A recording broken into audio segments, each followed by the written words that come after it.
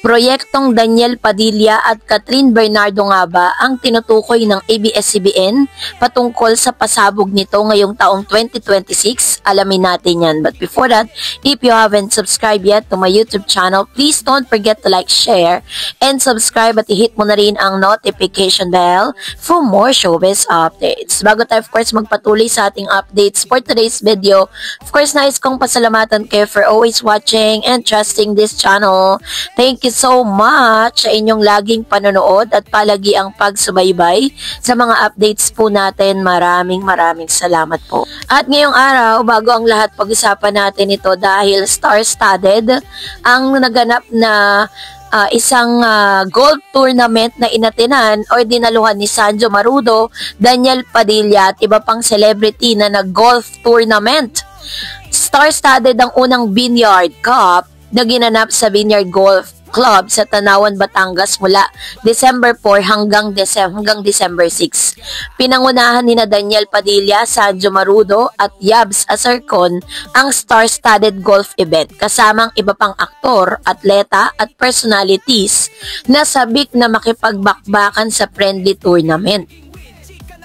Maaga no, na dumating ang mga celebrity at bisita sa malawak na golf course na agad naging parang malaking reunion ng mga artista at sports personalities. Ayon kay Daniel, in Vineyard Cup ay nagsilbing pagkakataon para magsama-sama ang magbabarkadang artista at makapag-relax sa labas ng trabaho. Sinang-ayunan ito ni Sanjo na nagsabing kitang-kita ang pag-usbong ng golf sa bansa at sa buong mundo. Kasali rin sa laro ng basketball star na si L.A. Tenorio na nagbahagi kung gaano kaiba ang ambient sa golf kumpara sa pressure ng kanilang profesyon. So, tuwang-tuwa naman ang isang Daniel Padilla, of course, kasi isa yan sa mga talagang, na magkasama pa lang sila ni Catherine noon, isa yan sa talagang ginagawa na po dati yan ni Mr. Daniel, ano. It's just so happy na ngayon na parang mas, ito kasi yung tinatawag na laro ng mayayaman, yung pag-golf na yan eh. Kaya talagang grabe po yung kanyang pa-event na ito, no. Tinahanap natin kung sino ba ang mga kasama kasi may mga photos sa lumabas sa IG stories nitong si Mr. Daniel Padilla na parang nagkaroon nga ng reunion sila nila Sanjo, nila L.A. Tenorio at ilang mga friends nitong si Mr. Daniel Padilla na non-showbiz na talagang inimbitahan niya para sa tournament na ito, no.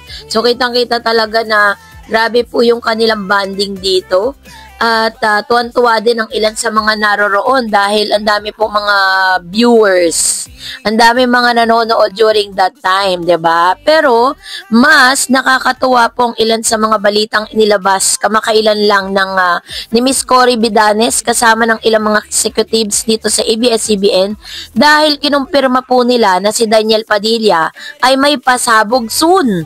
Matapos nga 'di ba na parang mapag-usapan si Daniel hindi lang patungkol una sa kanya pong love life dahil talagang very obvious na si Daniel Padilla nagkatapos ng napakarami niyang mga successful events like unang-una yung kanyang comeback series na Incognito kung saan dito talagang pinakita niya na kaya niya talagang bumangon pagkatapos ng katakot-takot na pambabash patungkol sa kanilang paghiwalay ng kanyang ex-girlfriend na si Miss Catherine Bernardo. So, pagkatapos niya lumabas sa Incognito, binangon niya yung kanyang sarili at talagang nakarecover si Daniel sa matinding pagkalugmok no, pagkatapos nila maghiwalay dahil grabe po, buong Pilipinas talaga binabash si Daniel dahil po sa cheating allegation.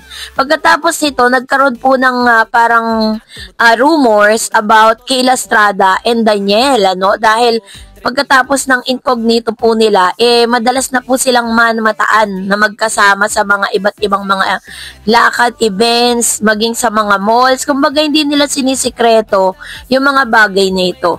Sinundan pa ito ng ilang mga interviews na tinanong nga si Daniel kung nagkakaroon na nga ba sila or parang nagkakamabutihan na ba sila nitong si Miss Kayla Estrada. So, tuwan-tuwa naman ang ilan sa mga Daniel Padilla, talagang masasabi nating solid DJ fans na nagbalik yung dating yung glamorous smile, yung magandang ngiti ni Mr. Daniel Padilla pagkatapos nga ng napakahabang process kung paano niya ibinangon yung kanyang sarili. Pero ang tanong nga ng marami, sino nga ba yung pasabog, no? Kasi syempre po, yung pasabog na ito po'y tumutukoy sa isang proyekto. Sinasabi po ng ilang mga Katniel fans na baka daw si Miss Catherine Bernardo ang makakasama ni Mr. Daniel Padilla dito sa pasabog na proyekto. So, kung i-analyze kasi natin, si Catherine po, base po sa mga interviews niya, base po sa mga write-ups patungkol kay Catherine, si Catherine kasi tinatanggap lang talaga niyang proyekto per year, isang movie at saka isang teleserye per year. So, kasi parang there is parang imposible na si Miss Catherine Bernardo makakasama ni Daniel sa series kasi sa serye kasi nga meron siyang serye with ito pong si Mr. Reed, no, yung kanya pong kanilang serye nitong aktor na dating karelasyon ni Miss Nadine Lustre. So ibig sabihin cancel na makasama ni Catherine si Daniel sa isang teleserye dahil meron na siyang seryeng ginagawa dito po kay Mr. James Reed. So, kung movie naman po yan naman po ay may possibility na magkaroon sila ng movie ni Miss Catherine. Yun ay kung papayag si Miss Catherine na makasama niya na agad itong si Mr. Daniel, which is very possible kung talagang professional po silang dalawa. Posible na magkakaroon sila ng movie. 'Di ba? Kasi isang movie po si Miss Catherine per year. Talagang pinaghahandaan niya yung kanyang karakter na gagampanan. So, yun po yung ilan sa mga usap-usapan ngayon sa social media. Of course, marami pa rin naman talagang Katniel fans ang umaasa sa kanilang comeback collaboration ng isang proyekto, no, na magkasama sila. And syempre, marami din talaga naman hanggang sa ngayon ay nagmamahal at nakakamiss sa presence ni Catherine at saka ni Daniel. Kung mapapanood nyo nga lang po yan sa social media, ibinabalik po ng mga fans ng Katniel ang kanilang mga dating mga video clips, dating mga samahan nila, kung paano sila magbanding, kung paano sila naging sobrang clingy sa isa't isa during those times na sila po ay magkarelasyon. Pero meron din naman mga Katniel fans na talagang nagsasabi na possible na si Miss Kayla Estrada ang isa sa mga sinasabing pasabog kasi yung post po ng ABS parang sinasabi na magpapakilig si Daniel, which means may collab team siya, no? Yun po ang katanungan natin dyan, sino kaya ang kanyang makakasama? So mag-comment kayo sa comment section, sino ang gusto ninyong makasama ni Daniel Padilla sa kanyang pinakabagong proyekto, no? Napakikiligin ang lahat ng kanyang mga fans. Mag-comment kayo sa comment section.